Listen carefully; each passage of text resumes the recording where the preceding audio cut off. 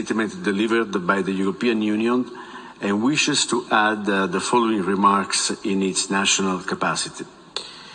The horrifying images of civilians brutally killed and lying dead in the street or in improvised mass graves in Ukrainian town of Bucha, an area which was under the control of the Russian forces, shocked the world.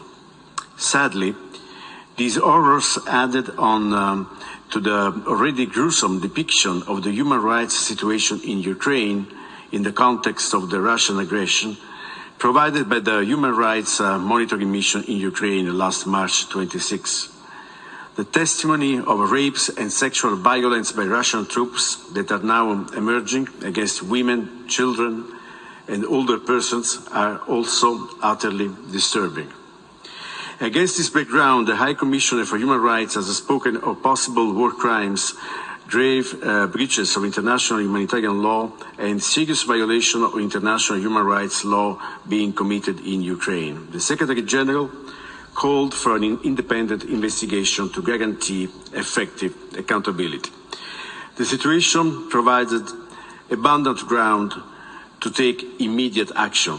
For this reason, a cross-regional group of UN member states, including all EU members, requested the reconvening of the emergency special session of the General Assembly and tabled a resolution for the suspension of the rights of membership of the Russian Federation in the Human Rights Council. We strongly welcome the adoption of such a resolution adopted by the General Assembly with a clear majority, and we thank all the member states that contributed to that result.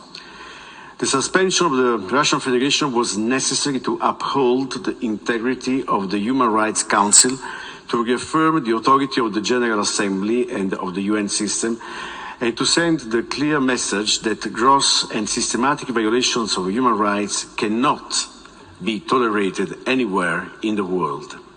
Accountability must also be ensured for the individual perpetrators of such violations to avoid any form of impunity. While reaffirming its condemnation of the Russian aggression, Italy reiterates its call for an immediate cessation of hostilities, the withdrawal of the Russian military forces from the international recognized borders of Ukraine, and the return to a negotiating path.